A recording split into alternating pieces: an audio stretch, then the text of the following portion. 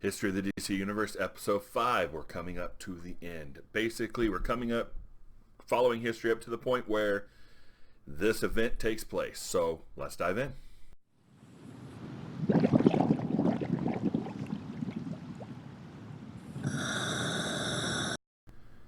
All right, History of the DC Universe, Part 5.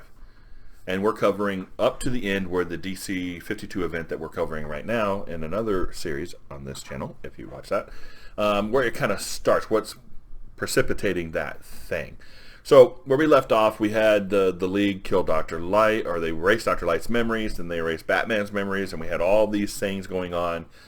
Superman from Superman 1, from Earth 2, Lois Lane, Alexander Luthor, and Superboy Prime had been all watching these things. And the League basically, in their eyes, are kind of betraying the values that the League was supposed to stand for. So you got this emotional thing going on over there. And we pick up with what happened with Jean Loring and her killing Sue Dibney. So that's kind of part of what's happening here, too, is they're trying to, in the DC 52 event, Sue Dibney is dead, and Ralph is trying to help bring her back. All these things are going on, right? So when Jean Loring, which was an Adam's girlfriend, went into and killed Sue, and then set on these chain events of things that started happening, right? And it kind of changed the roles of villains and heroes alike. And secretly, a society was formed consisting of the Calculator, Deathstroke, Black Adam, Talia al Ghul, Dr. Psycho, and it was all formed under Lex Luthor, who was the former president of the United States, again, and they stood against Earth's mightiest heroes. At the same time, in Keystone Heights, where Keystone City, where Flash is, like the whole Rogues Gallery had come out of nowhere, and he was just like a never-ending battle with all the Rogues Gallery. Roy Harper, who once was part of the Green Arrow, assisting Green Arrow, and then Mia Darden donned the mask and became Speedy and joined the Teen Titans. Even Superman's Fortress of Solitude in the Antarctic was invaded and destroyed completely, and which made him build the Fortress of Solitude in Ecuador, which honestly I didn't know that until I read this. And so this actually created, the Fortress of Ecuador, and then we had Hal Jordan came back. Now Hal Jordan, people are kind of looking at it as a way that maybe the universe is kind of starting to right itself. But the problem was Hal Jordan was the host for the Spectre, and now that Hal Jordan's back, the Spectre no longer has a human host, which means he no longer has emotions or feelings. So he was starting to wreak havoc. He was finally stopped by Shazam and the new Shadow Pact. But they finally were able to set that right and get the Spectre taken care of. And closer home, there's another war. Green. You remember Batman's memories were erased because he had seen them do what they did to Dr. Light and erase his memories. And then Ted Kord, the Blue Beetle, has started digging in to what was going on. There's things that are not right with the JLA, and with the things that are happening and all these different secrets and the memories and lies and things of that sort. So Ted Kord started tracking all those down, and it come to find out that Max Lord was at the center of a plot to destroy metahumans and to wipe all metahumans out at all costs, which led to Ted Kord's death. He was murdered. So Batman had uncovered what happened with Ted Kord, and he had told the JLA, and he also explained to him, I know you erased my memories. And he told them that he had a failsafe called Brother Eye. Now, Brother Eye was a satellite thing over the sky that was actually keeping track. Now, it was supposed to keep track as a failsafe for the Justice League, and it's like Earth's last defense against the Justice League, but Batman had lost control of the Brother Eye, and it was kind of taken over by Maxwell Lord, who was then going to use it to wipe out metahumans. Now, Wonder Woman killed Max Lord, snapped his neck. And this kind of drew lines in the sand between what right and wrong, between the good and evil. And Superman from Earth 2 and Superboy Prime, this is not what the Justice League was, or what they're supposed to be.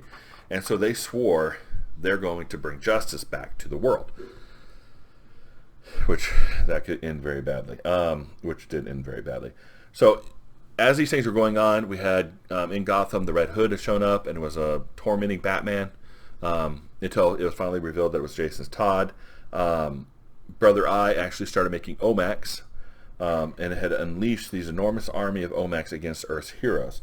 Now, during this time, the Teen Titans and the Outsiders, who thought that Donna Troy was dead, found out that she was not actually dead, and that she was granted the Harbinger's Orb, the universe and the timelines and all this kind of stuff, so that she was alive actually on Kronos.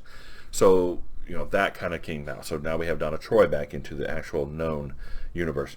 And this resurrection actually led to this crisis thing that was going on.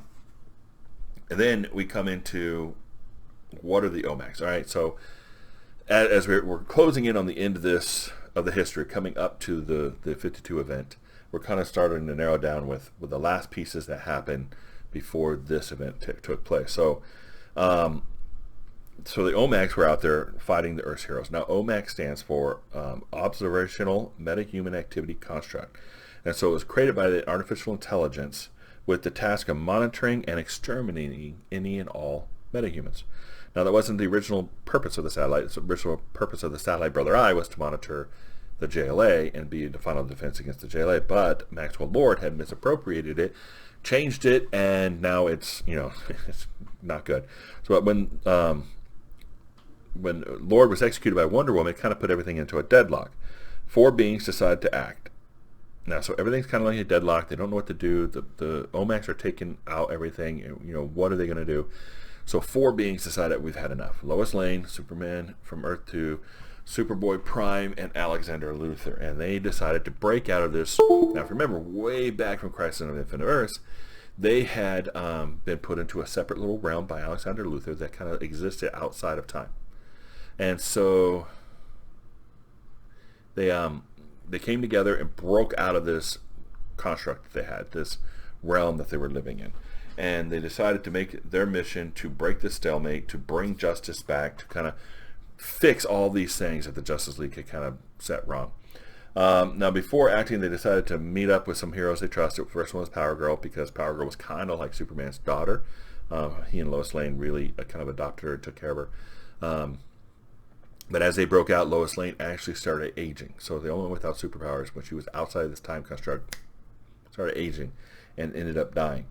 But then we found out the Omacs were really not the true threat. Alexander and Superboy Prime were the real threat to the world. For them, they wanted to see the only way they could actually fix everything was to reset the whole universe. So Alexander Luthor started creating this whole pillar tower thing to reset the universe. And that kind of thrown everything into chaos. Well, Bloodhaven was completely wiped out. They actually dropped Chemo, a metahuman, into the city and just kind of wiped the whole city out. Luthor was orchestrating multiverses, recreating and swapping things around, and that was unbeknownst to Superman 2. From Earth 2, didn't know all this was going on. He was kind of focused on his wife and his wife dying, and everything just seemed like everything was lost, right?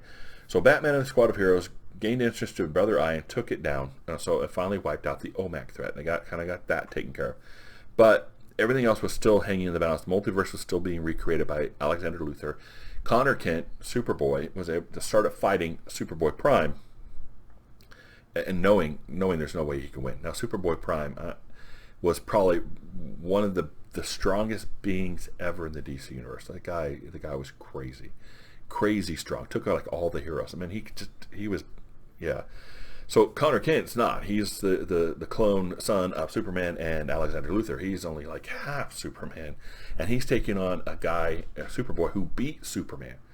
So, and Connor Kent starts fighting Superboy Prime, and kind of in that result, they actually destroyed the tower Alexander was building to swap the multiverse around.